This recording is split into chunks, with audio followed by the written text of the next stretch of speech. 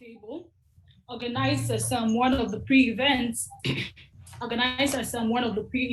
for the 2021 Youth Summit. And this is organized in collaboration with other partners like the Youth Transforming African Network and YALDA. So here with us today, we're going to be discussing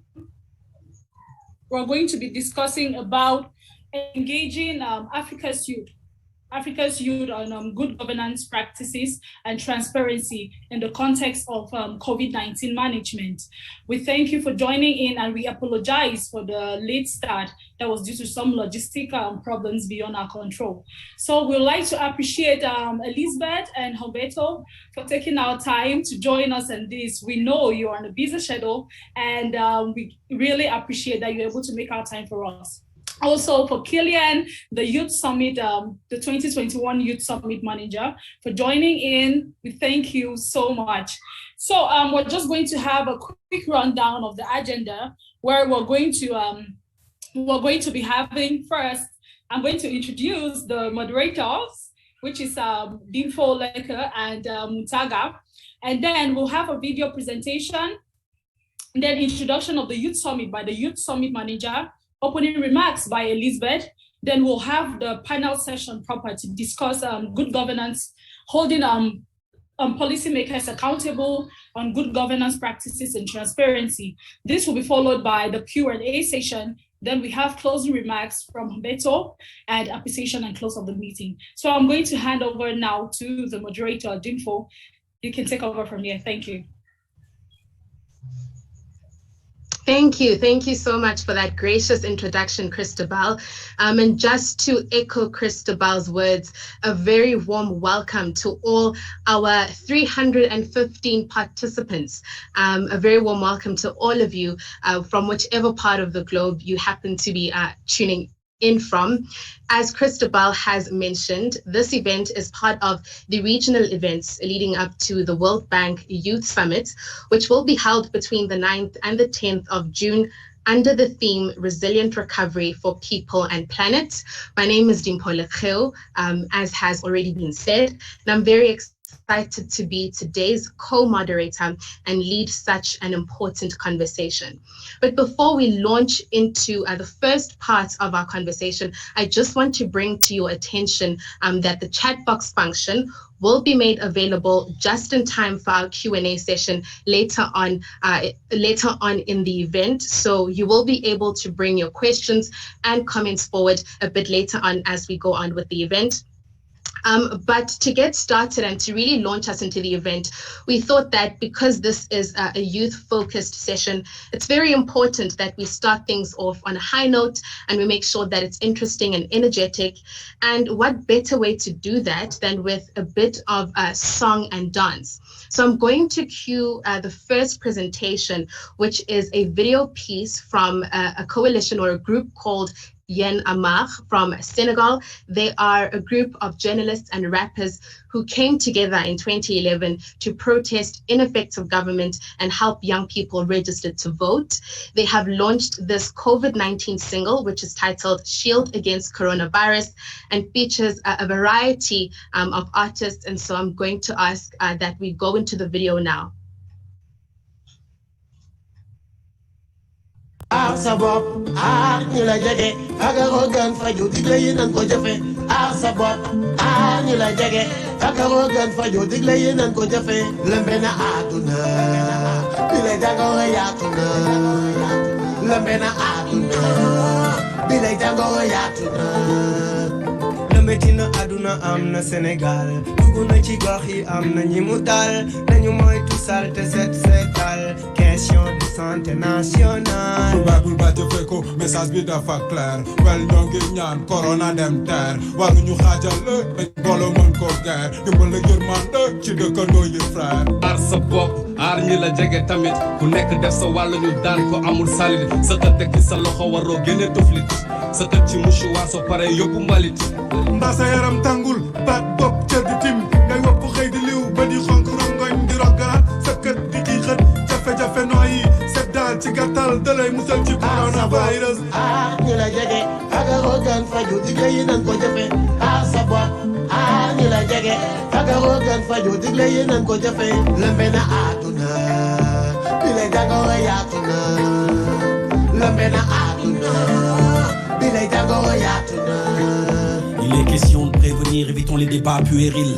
L'heure est grave, tous unis, faisons un sur le ring. L'union est vitale, le respect des consignes, capital pour vos querelles de bas étage. Ceci n'est pas normal, tout de douillard. Vos vidéos pour le buzz, des intox sur des intox. Ceci n'est pas normal, tout de douillard. On parle de millions de vies humaines, le Sénégalais est expert en tout, mais à chacun son domaine.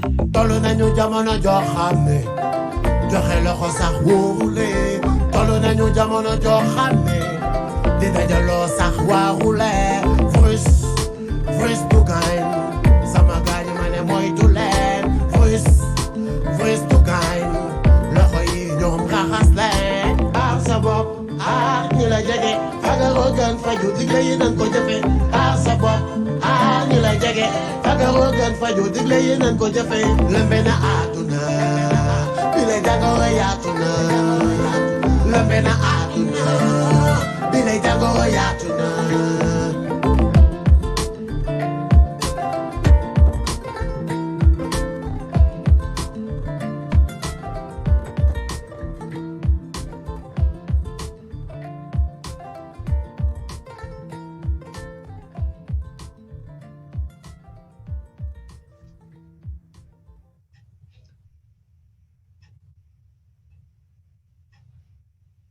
What an interesting way to be ushered into today's session.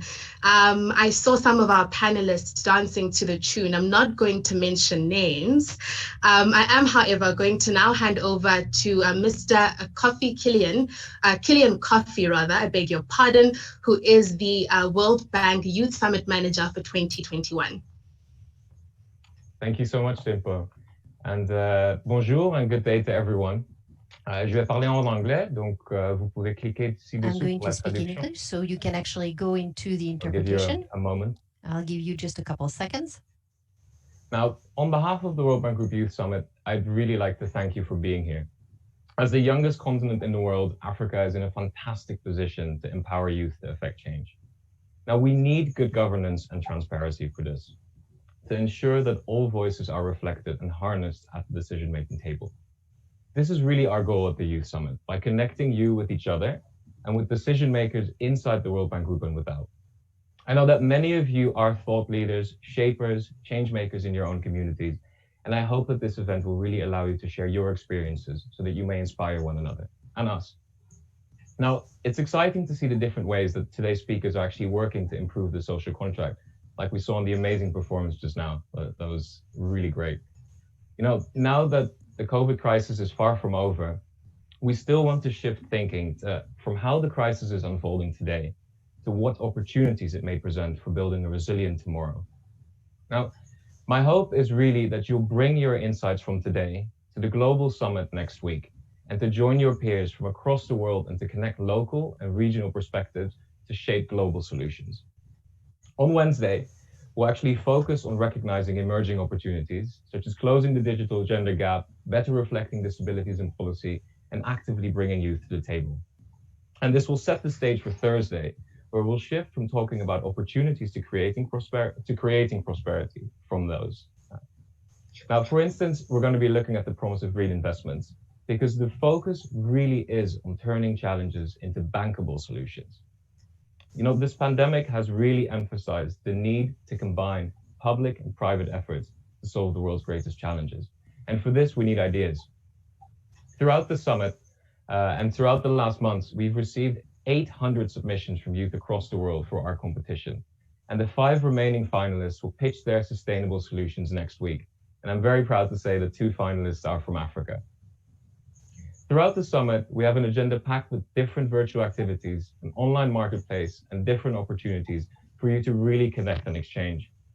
So I just want to emphasize that this really is about you. Our goal is to facilitate your voice and to make it part of policy dialogue. So I challenge you to speak up. I challenge you to share your thoughts, and I look forward to this really, really exciting event. And with that, I'll pass it on to Dimpo. Thank you so much, Kofi, for that really interesting introduction to the global summit and really talking about the role that young people have to play in these processes as far as COVID-19 goes. Now, though, I'm going to call on Ms. Elizabeth Hubens, who is the Director of Strategy and Operation in the Western and Central Africa region at the World Bank, who's going to give us the official welcome. Thank you, Dimfa. Chers amis et partenaires de la jeunesse africaine, c'est avec un immense Dear plaisir. friends and partners of African Youth, it's with great pleasure that I address you today on behalf of Ousmane Diagana, who is the World Bank's Vice President for West and Central Africa. He is traveling this week, actually for the first time since the beginning of the pandemic, and so he was unable to join us today, and he has asked me to represent him. For the World Bank in general, and for our region in particular, the importance of the role of youth in the transparency to the COVID-19 response is at the heart of our concerns. Early estimates suggest that the COVID-19 pandemic has pushed close to 40 million Africans into extreme poverty. The crisis response context, therefore, poses immense challenges for African countries, which require urgent action in the area of health, but also in terms of social protection, as well as economic recovery. To support member countries, the World Bank has said it was right there since the very first weeks. In particular, it plans to deploy $50 billion in Africa to work on 4 main axes, which are saving lives, protecting poor population, preserving and creating jobs, as well as building back better.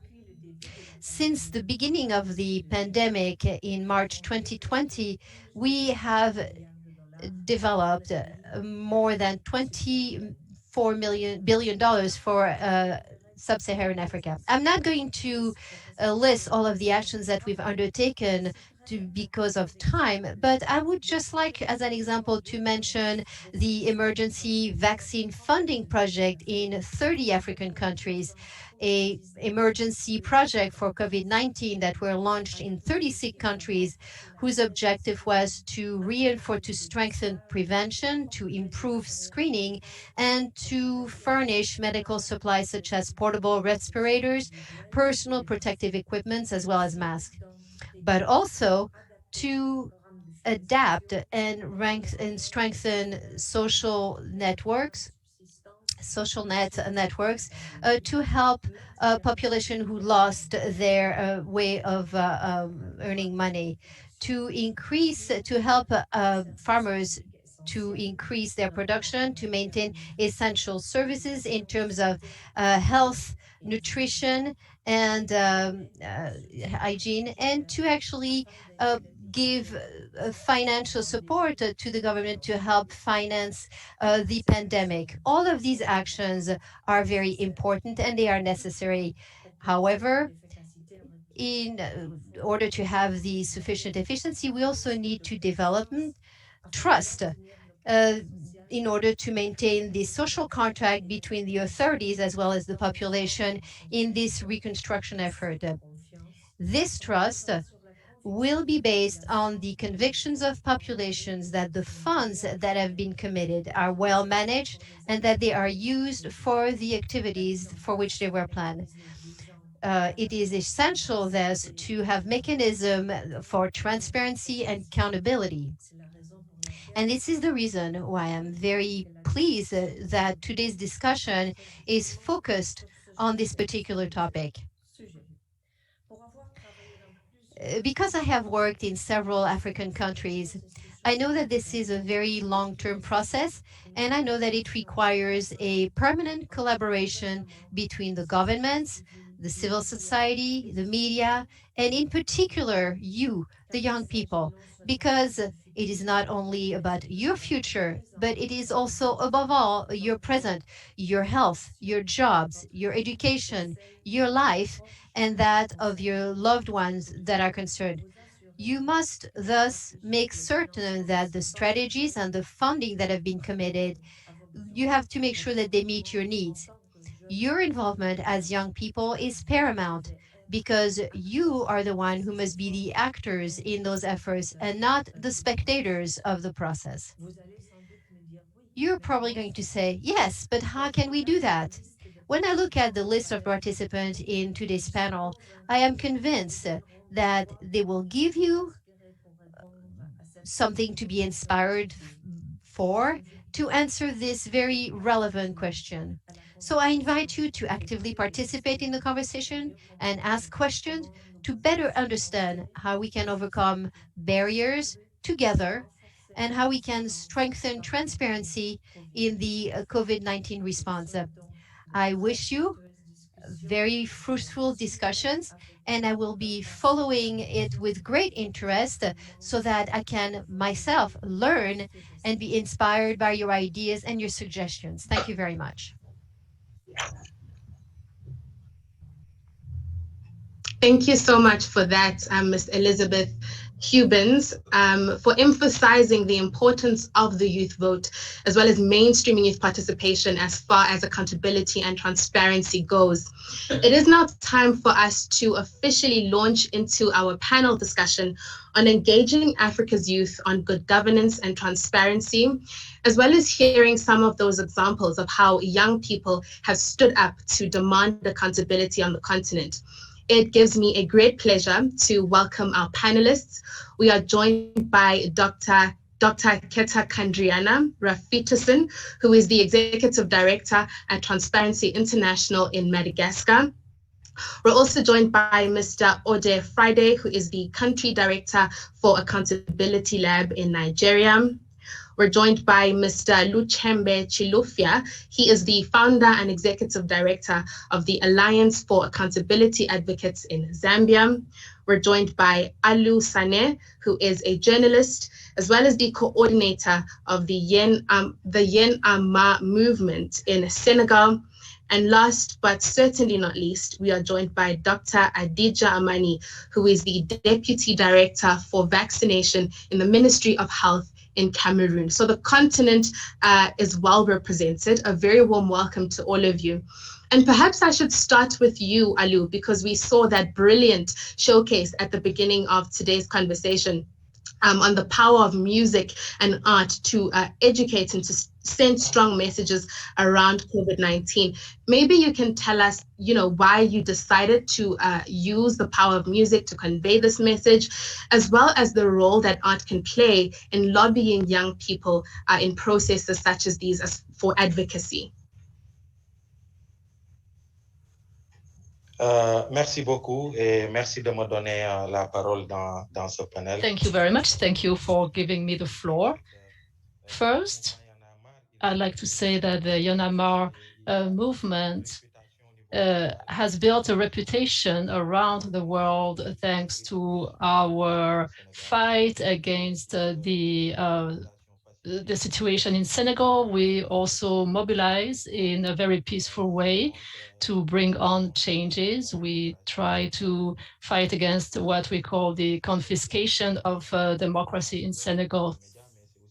This is something that has been echoed by the media, but it is a youth movement. It is an energy that we have and that we use in a way to build awareness among youth.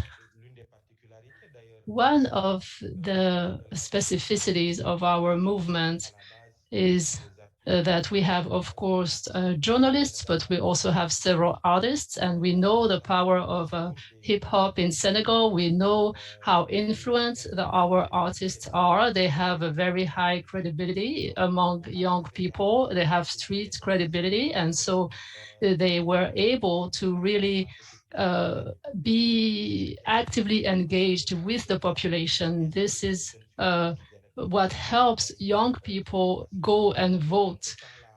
So when COVID-19 broke out, given the catastrophic state in our country, we saw that very powerful countries have been struggling with the pandemic. So we realized very quickly as a citizen movement that it was important for us to raise awareness in the population, also raise awareness with the state, with the government. And so our movement contributed greatly in this awareness raising in the country about COVID-19, also so that young people can have a better ownership of the measures against COVID-19. So all the different artists came together overnight and they wrote this single. It was shot as a video right away. And it was a great success in Senegal and in the whole of Africa. We have subtitled versions in different African countries. So a lot of people are able to hear our message, and they have done so at the very beginning of the pandemic. So this is what I have to say first off. I would also like to add that we have created other videos. We have produced different type of materials for raising awareness. And we have also used the expertise and the know-how of our local artisans so that they were able to create masks, face masks that were very cheap, and the population could go and buy those face masks. So we are a movement, a political movement of contestation, protestation, and we understood very quickly that we had to provide a counter effort in the face of the government.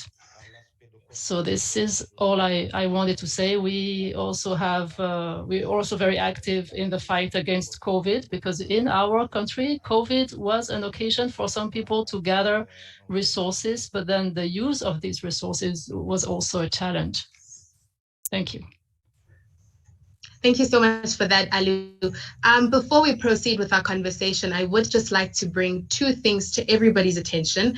I am told that some of our audience members are struggling with the English to French translation. There is a function at the bottom of your screen that should allow you to choose between a French and an English translation. And a message to our panelists, because we are running out of time, I'm going to use my moderator superpowers and ask that you please keep your responses as brief as possible so that we are still able to have a fruitful discussion. I am going to now bring in Dr. Rafitason from Transparency International into the conversation. We've heard Alu speak to the power of art and music and how young people respond better to these interventions when they feel a sense of ownership. In your opinion, what does it mean to meaningfully engage young people in the process of transparency and seeking and demanding accountability? Thanks, Dinfo. And please call me Kay. It's a pleasure for me to be here today. I have the habit to say that young people, you know, are the world's present, not just the future. So initiatives such as this video that we have seen are very precious for the civic life, because the young people's participation into the public life is essential to foster democracy and to foster the freedom of expression, things that are precious under these pandemic times. As our continent is composed of a majority of young people, it's crucial that they take part into the country's life, as I said, and into the management of this COVID-19 pandemic. We've been stuck in this mood together for almost a year now, so we need to find common solutions, and young people empowerment and participation is part of this solution. As I work for Transparency International, I can't refrain myself from talking about corruption. Most of African countries still have a low score on TI's Corruption Perception Index. For instance, in CPI 2020, the average score for Sub-Saharan Africa was around 32 out of 100, which is an evidence that corruption is pervasive in Africa. COVID-19 pandemic has opened up new levels of corruption and embezzlement, and I'm convinced that that young people across the continent can act as soldiers of good and tackle such malpractices. But how? First of all, by getting informed and, building an interest for what is happening around the COVID-19 crisis in the country. But beware of fake news, because there's a lot of disinformation going on. Carefully choose your sources of information and share what you have learned to your peers as well. Secondly, you can act by observing and comparing what you hear from the official news to what happens in your compound, in your community, in your neighborhood. And by daring to blow the whistle and ask questions if you find differences between what should be and what is in reality. Please, for the sake of transparency, don't be afraid to ask questions to your members of parliament. Go find them and ask questions. Demand them to do their job, because transparency and accountability are part of the duties of all public officials, and members of parliament are supposed to represent your voices, and you are really entitled to ask for more from them. And another example, and maybe I will stop there for this first question, is the example that we are doing here in Madagascar with TI. We have opened up a dedicated blog on which we invite young people to share their stories related to corruption and embezzlement and lack of transparency around COVID-19 funds. Because this is part of the observation that I said beforehand. This way we encourage the expression from young people, and we give them a full place into the society. Thank you. Thank you so much for that response, Dr. K. But we've spoken about the need for young people to come into accountability processes and to demand transparency. And I'm going to bring Ode Friday into the conversation. I guess I want to ask my question in two parts. We have already set the tone and talked about why it's important for young people to demand accountability. Do we have successful examples on the continent of young people who are driving accountability as far as COVID-19 funding as well as vaccinations are concerned? Thanks, Dimple. Thanks, and hi, everyone. I think we've seen this in different ways in the communities we work in at the lab. We have an accountability incubator program, which basically looks for bottom-up approaches on how to build accountability in the society, in the communities we work in. We run this around the countries around Africa, and since last year, our accountapreneurs, basically we call them accountapreneurs. They are called the foundation for their being accountapreneurs is accountability entrepreneurs. They have been focused on strengthening the accountability of response and recovery projects being run by their various governments.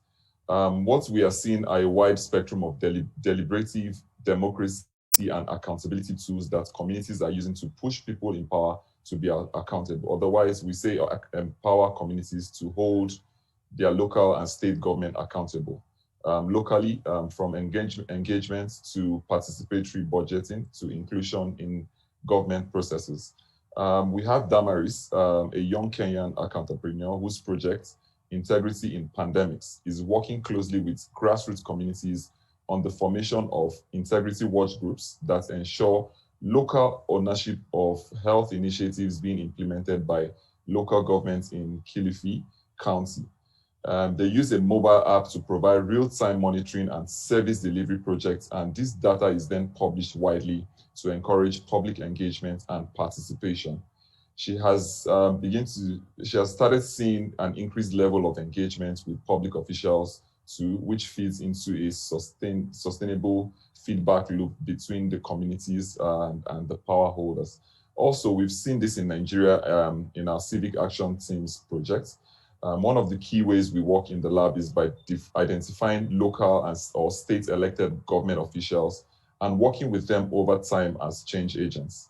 These are often mid-level officials held back sometimes by lack of capacity knowledge. For instance, in some examples we've seen that is through contracting and procurement processes where they lack the expertise to engage. We facilitate training, and we also create opportunities for community engagement that helps feed local voices directly into policies and plans. These engagements are facilitated by trusted local community members. We call them community frontline associates. I think some other projects, we also call them basically volunteers. These community frontline associates are selected by the communities in which we work in. Involved in these processes are the traditional, religious, and youth leaders who also participate in helping us select these CFAs to ensure that there's trust in the process. There's trust in closing the feedback loop, there's trust in every engagement, and even the data collection process and the data analysis and the feedback and the conversations which we have at the community level. Basically, all of this around social accountability issues. In Nigeria, one of the things we've seen with the elected government officials that has helped influence policy level change is in one of the states up in the north. After a series of multi-stakeholder engagements with the data we've generated and analyzed and shared back to the community members with relevant government agencies on prioritizing the inclusion of marginalized groups, the State House of Assembly committed to passing the Persons with Disabilities Bill in Kaduna State, which is one of the states we've implemented this project in. It is important to note that community members are better placed in these processes to engage with their local government officials and also contribute to decision-making processes that affect them. The other bucket of works that I'd like to mention is the great momentum. Also, there's a great momentum we've seen in following the money projects. These are generally civil society organizations or community mobilized projects that are activated around government spending on COVID-19, often against a backdrop of mismanagement and corruption. These efforts track the source of funds as well as spending patterns and outcomes, particularly at the local government level. Organizations like Connected Development and Budget, they all implement a project called this COVID-19 Transparency and Accountability Project. And Magamba Network, one of our partners as well in Zimbabwe, are also spending time in communities, empowering them with the information collected about donations and grants, so they can demand resources. They can demand resources intended for certain projects in their communities. This kind of work is filling in a critical gap, which I think is helping people make sense of conflicting and inaccurate information sources. When you disseminate this kind of independent budgetary research, it becomes hard for governments to make commitments that it can't keep. Yeah, so those are my thoughts. Thank you very much. I think you mentioned two important things, Ode. The need for information, the need for the correct information to get to the right people, and perhaps the role that technology can play in solving that challenge. I'm now going to ask Mr. Luchembe Chilufya to join our conversation. He is, of course, the founder and executive director of the Alliance for Accountability Advocates in Zambia.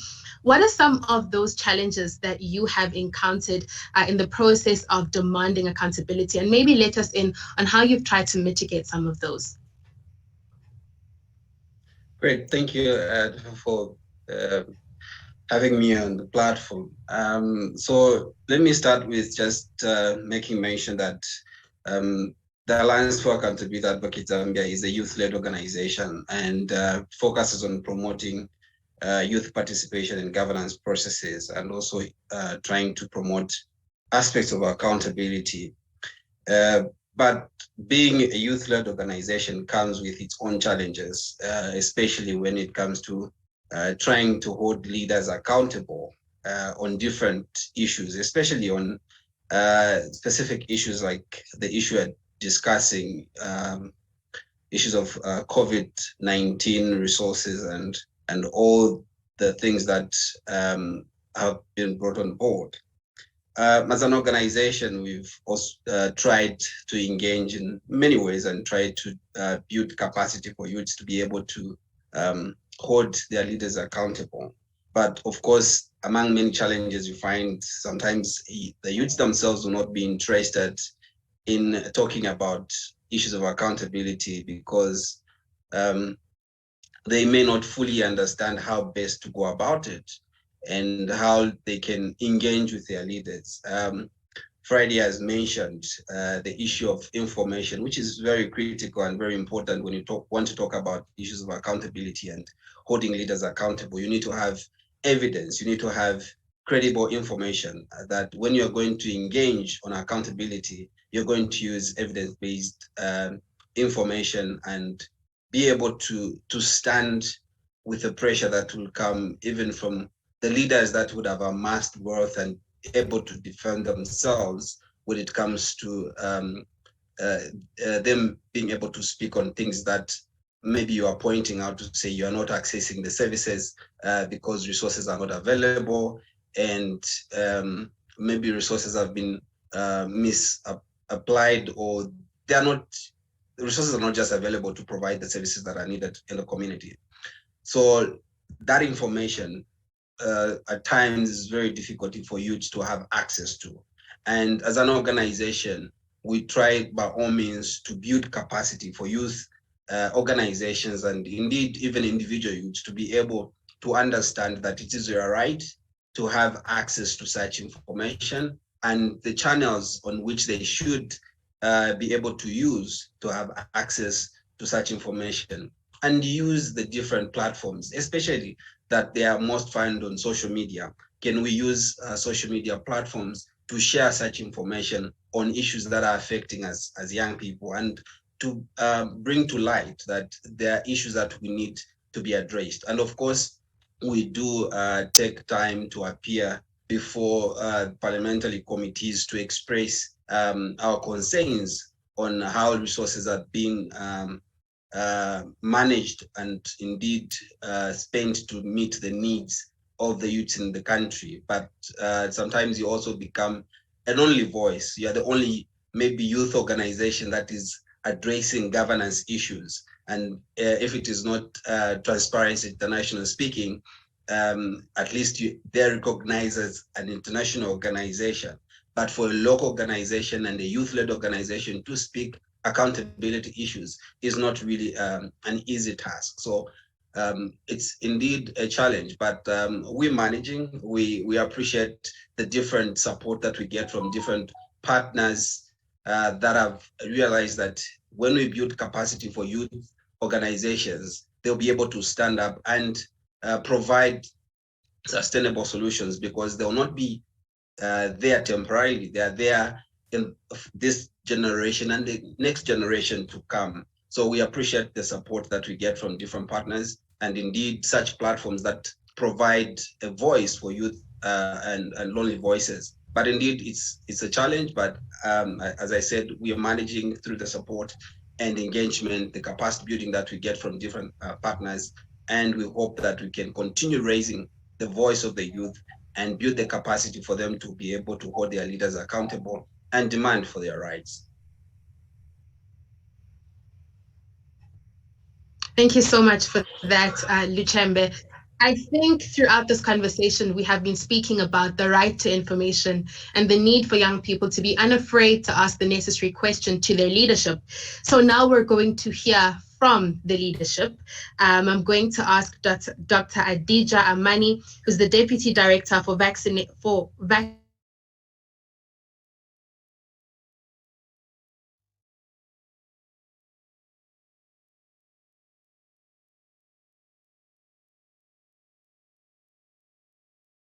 are demanding accountability from leadership, and why do you think as well there has been so much hesitance to vaccinate and misinformation around vaccination, particularly in African communities?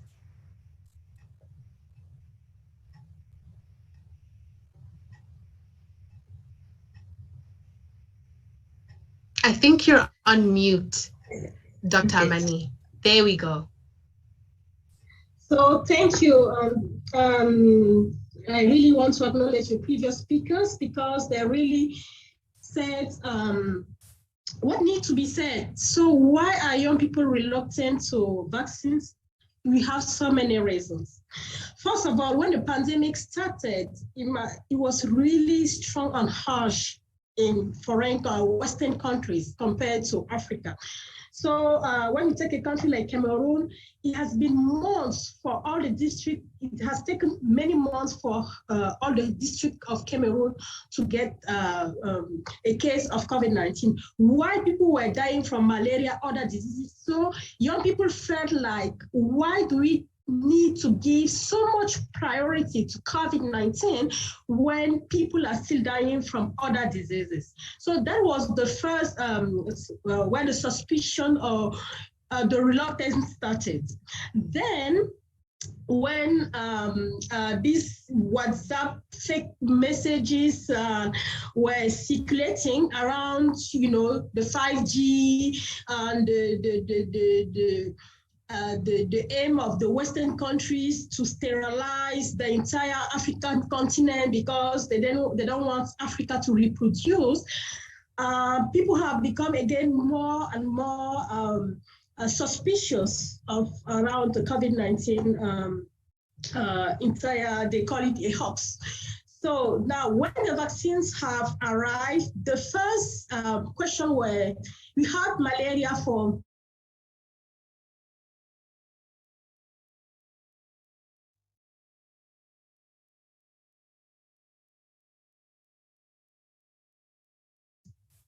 so many years. We did not yet have a vaccine. Why do we have the vaccines for COVID-19? Just frequently ask in the community to be able to inquire on why are people so reluctant to get vaccinated. So that was the first issue.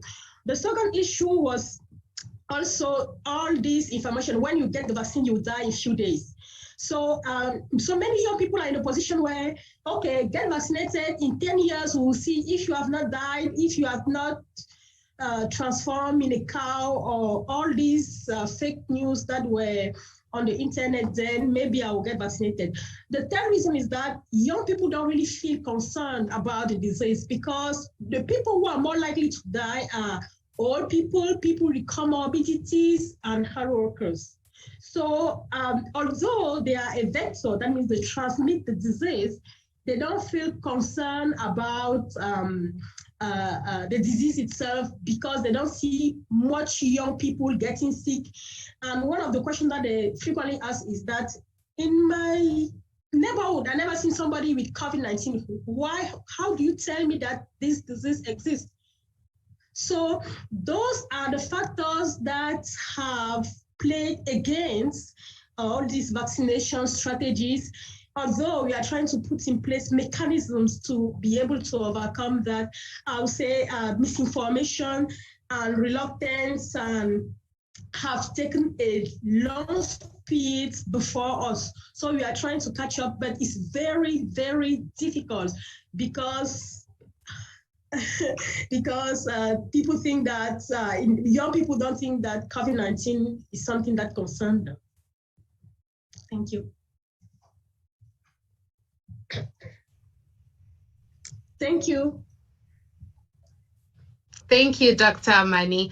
I don't think it's genetically possible to turn human beings into cows, but thank you so much for that, very informative take on the reason we are seeing such a pushback to the vaccine in our communities. We are going to go straight into our Q&A session in the interest of time. And I am going to invite my co-moderator, Mr. Mountaga Keita, who is going to pose the French questions that have been posed in our chat box for the benefit of our French-speaking audience members. And I will join him afterwards to ask some of the English questions and pose those to our panel. Thank you. Can you hear me?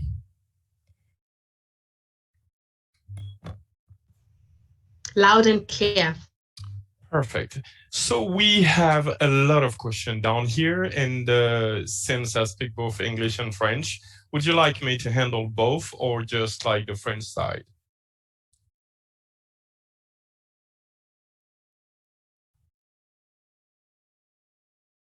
Dimpo? You can go ahead and ask the French questions. Thank you, Mountaga. The French question.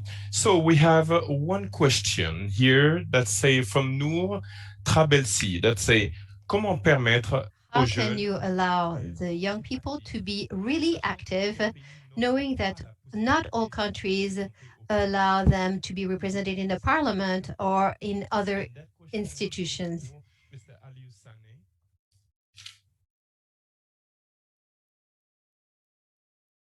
Monsieur Aliou Sané, vous êtes avec nous?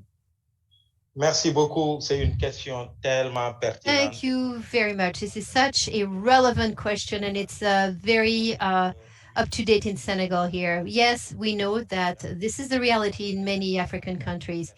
The law does not allow young people to have access to the National Assembly or the Parliament or any decisional spheres, but there is a stronghold of all this by a political class, and as the years goes, a lot of the citizens, for those who are even in political parties, even those, the young people have a hard time becoming leaders in those. There is a absence of a renewal of political figures. The young people are there, but they're used by less young people to mobilize people. So the young people are used in Africa by the power, by the government to attack other people who do not agree. So the young people are being used, and that's all that they're used for. In many African countries, that's like that. The young people who are outside of political parties are so revulsed or disgusted by this type of practice that they think political engagement is not what we want to do, and we're going to have some kind of engagement, but not a partisan thing. In Senegal, there was a lot of work that was done the past 10 years, and that was also done by the traditional civil society. But there are some movements that have actually a new type of discourse that are talking to young people, even the very vulnerable one, young students and workers, and to be able to tell to the young people, it's important for you to participate, to get involved in your municipality, locally. It's important to first be interested in how your city is run, how the city budget is used, to participate, to get involved in all of the discussion at the municipal level. So in the past years, there were a lot of things that we've done. And so a lot of the people wrote a book. Somebody wrote a book in our generation that said, young people from Senegal mobilize. And so not only in political parties, outside of political parties, and right now we're going to have local elections in Senegal. And the new phenomenon that is actually in every newspaper is all of these young people who are in the neighborhood. They're saying, okay, so it's municipal election for the city hall, and young people who are just students, who do not belong to political parties, who are just workers or students, they actually are trying to taking over the municipalities, and it's a good news. If it works very well in Senegal, it could inspire a lot of other countries. And among those young people, there is a lot of people who are inspired by the Yanamar movement, so enough movement, and they believe that they have to serve their community, they have to go part of the municipality, and they have to be elected. And it's a very good news. In the legislative, we will find out that there are a lot of young people who will come into the National Assembly and bring new blood. Question qui vient de Niatefe Wolali .cv. We have another question. En ce qui concerne la dénonciation des cas de corruption. When it comes to speaking out about corruption cases, unfortunately, the actors are not always punished, and we feel like it's a never-ending fight in Africa. What do you think? Any French-speaking panelist wants to pitch in? Yes, thank you. Unfortunately, this is the situation in many countries, not only in Africa, but of course it is more difficult in our context because whistleblowers are usually blamed. Very often they are accused of creating trouble. So everything is upside down. This is why in Madagascar, we used to say, let's not be discouraged. It is a constant fight. We have to multiply our naming and shaming activities. We have to speak up. We have to put in place a form of social sanction against those corrupted people while we wait for legal sanctions against them so that we can contribute to the lessening of this phenomenon.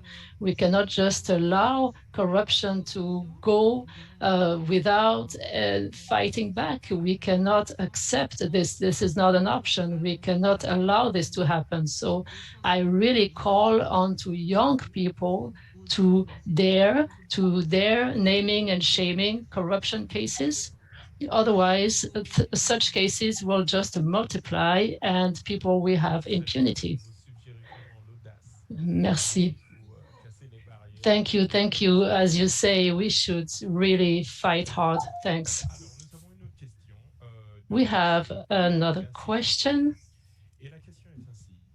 which is, how can young people be actors for development? Do we have another French speaking? Dr. K, then Dr. Sané.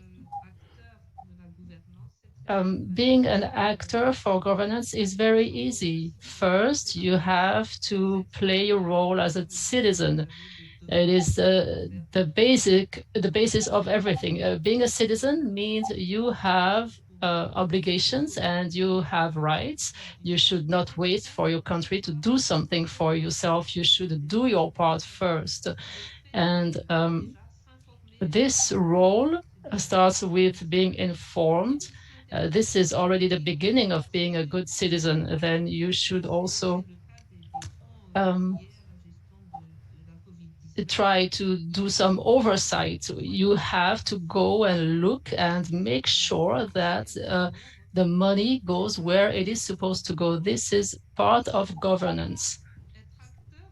You cannot be an actor if you're only a spectator. This is very logical. If you want to be an actor, you have to be active and you have to involve your own community so that your community can join you in this fight, because when the more we are, the better we can fight.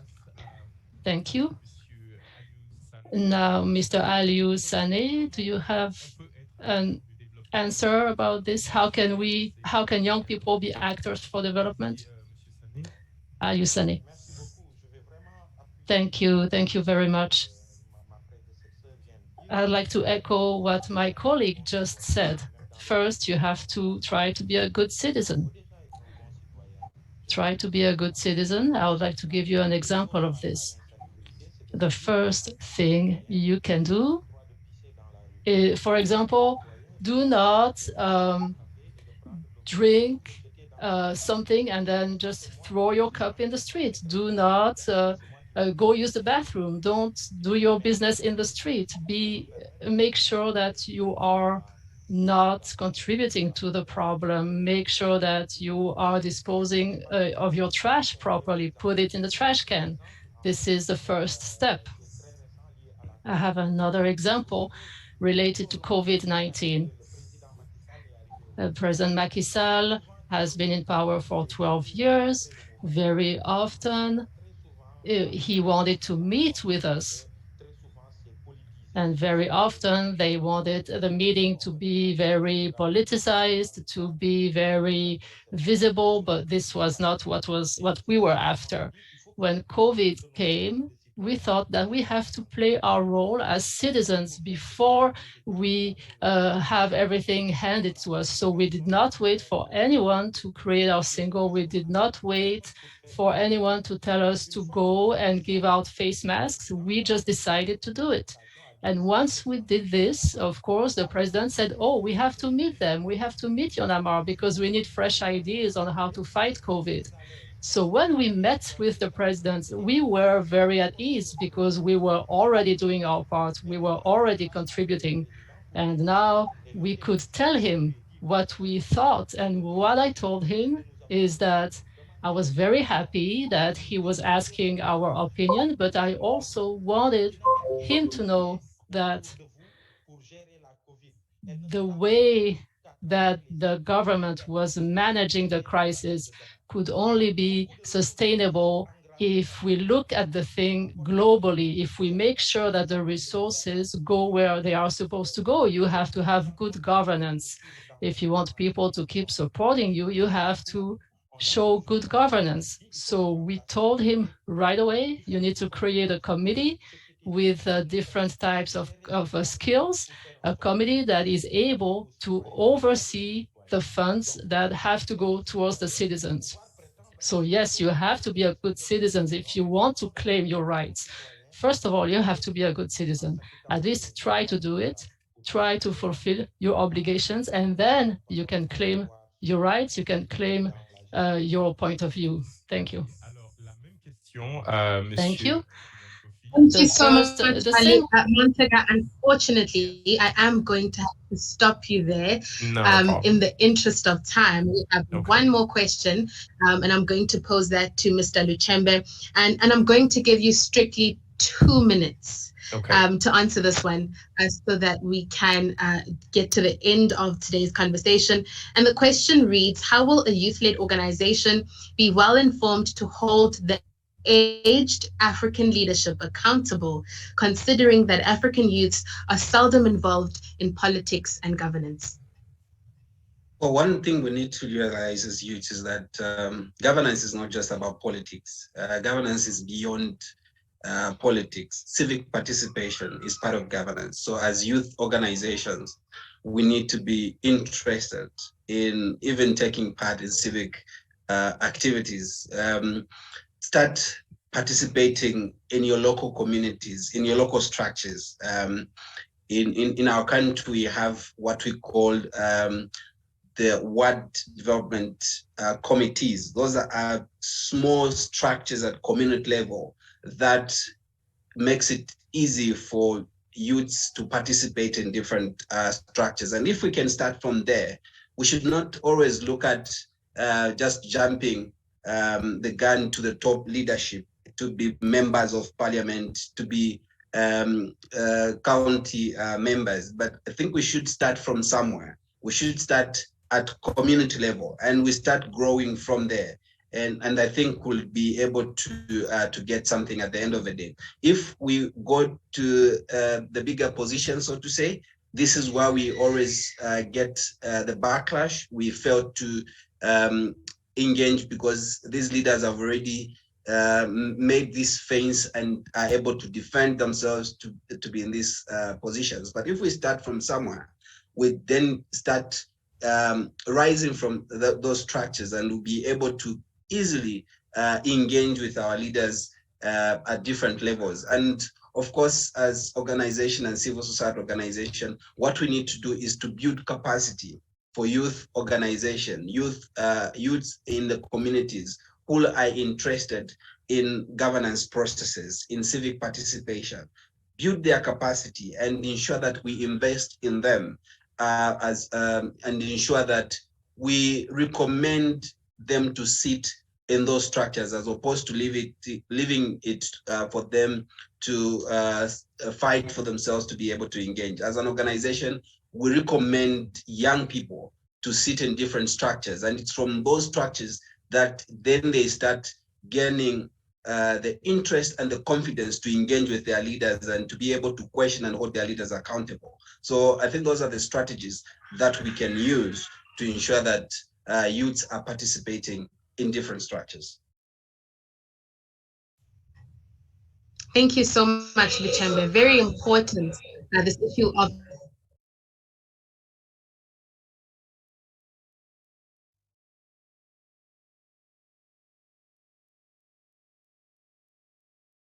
understanding that politics isn't always, leaves an opportunity to make an impact. With that said, I am going to invite Mr. Humberto Lopez. He is the Director for Strategy and Operation in the Eastern and Southern region at the World Bank. He's going to give us some closing remarks, but I am going to tie in a question as I welcome him to speak to us. I would like to ask you, Mr. Lopez, what are some of your key takeaways from today's conversation, as well as maybe let us in on how the World Bank plans to fast track some of that COVID-19 funding to ensure that it reaches the most marginalized and the communities that need it the most? Well, good afternoon, good evening, everybody, and let me thank you for the opportunity to join you today. Thank you to Cristabel, to Dimpo, to Montaga, to Kilian, Elizabeth, and all the panelists that have been before me. And also, let me tell you that it's a pleasure to be here because even if it sounds like a topic, the future of Africa belongs to all of you. So I think that we all have an interest in working for a better Africa, in working for an Africa without poverty, without corruption, without exclusion. And to be honest, I had planned before joining the session. I was preparing some talking points to give at the end, and I was trying to focus on what are the challenges of the pandemic. And in that regard, corruption was there. Corruption in the managing of the funds, in the managing of the vaccines. Corruption also because of the need to spend better when the fiscal situation is quite complex. But while I was listening to all of you, I was also looking at the 161 questions or reflections that those the participants have put in the chat, and in addition to the issues of 162 now, and in addition to the issues of corruption, there were many reflections about the apparent lack of information for the population, lack of information about the pandemic, about the measures that had to be taken, lack of information about the vaccines, lack of information about what is coming next. So you were asking me what is my takeaway. My takeaway today is that among a group of young people like you that have access to social media, that have access to all kind of information, if we have lack of information, what is happening with the average person in the population in Africa? And when we are talking about a pandemic that has been new to many people, where many of the responses by the governments have to be improvised in some sense. We started the pandemic giving space to the economy because we were afraid of the implications of a lockdown. Then we went to lockdowns, but when we moved to lockdowns, we started feeling the economic pain of lack of economic activity. And then we started going back to opening or half opening the economies. This calibration between balancing the health constraints, the need to avoid that COVID was spreading, and balancing the economic needs of the population has been something that has been totally new for us. And I think that in the bank we have been very candid and indicating that this has been one of the biggest challenges. We are now working with all the countries, not with all, but with many of the countries in Africa to mobilize vaccines. As of now, I think that the number of vaccines that we have in the region is about 20 million or so. This is not enough by far. We need many more vaccines. We need to have more or less 60% to 70% of the population that has been vaccinated or immunized, so that at that point we have to have some kind of herd immunity. So this is what we are trying at this moment on top of what Elizabeth was mentioning at the beginning. Most of our activities have been devoted to saving lives, saving also the economy, supporting the small firms. De soutenir Now les we are PME, thinking les of how petites we are going entreprises. to build back better the Maintenant, economy. il faut savoir How we comment are nous going allons to reconstruire make a mieux. better Africa. Let's not forget something. N'oublions pas une chose, COVID has amplified la many COVID of the development a challenges mis en that the exergue region have. les difficultés the pour pandemic les populations. with low growth. Nous avions abordé la pandémie avec COVID. We enter with high une croissance inequality. ralentie, il y a des Also inégalités. counted, the pandemic has affected La pandémie the a eu poor un impact more sur than les the rich. pauvres, beaucoup So plus que sur les riches. we are going to be expecting inequality Donc, to increase nous after allons this. connaître une augmentation des inégalités. La pandémie how vulnerable is the region. a montré la We vulnérabilité de la région. Challenges before. Nous avions aussi des difficultés budgétaires au départ, et maintenant nous avons encore plus de ces difficultés. Basically mitigate the impact of the pandemic. Parce que les When we look ahead, gouvernements essayent d'atténuer the l'impact de la is that we pandémie. work on all these development Donc, challenges nous that we travaillons already sur have, tous ces that have been défis de amplified. développement qui ont For été that, amplifiés. fighting corruption is going to be critical. For Et that, la lutte having contre la information, corruption va what être is right essentielle. and what is wrong, what is the latest that we Qu'est-ce qui know, est bien, everything qu'est-ce is qui n'est going pas to be bien, critical. quelles sont les And for dernières that, nouvelles. fighting exclusion and Il resilience. faut combattre l'exclusion. So, once again, I don't want to Encore une fois, overextend myself because we are going je to ne go vais over pas time. m'étendre plus parce que nous avons dépassé l'horaire, mais je voulais vous remercier tous And de what I votre would like, if coopération. possible, is if there is any ways that somebody can share the reflections. Si I en see fait now quelqu'un pouvait nous faire part de 171 already toutes ces in chat. réflexions ou ces And I would commentaires, il y like en a to read how 171 maintenant. different participants see the situation. That's important for us. Ça, c'est important pour nous de connaître la situation telle que vous la voyez. Thank you. Remarks, Mr. Humberto Lopez. And that, ladies and gentlemen, brings us to the end of today's conversation. Unfortunately, we could not get to all of the questions, but we have noted all 173 of them. And we will be sending a response via email. I'd like to thank our panelists. I would like to thank the team at YALDA, at Youth Transforming Africa, at World Bank Africa, that put together this transformative and very necessary conversation. Thank you to our audience members, all 320 of you, for staying with us, albeit some of our technical and time challenges. Thank you for lending us your ear. But from myself, in Johannesburg, South Africa, have yourselves a lovely day, a lovely evening, depending on which part of the world you're joining us from. Thank you very much. Misa Legas.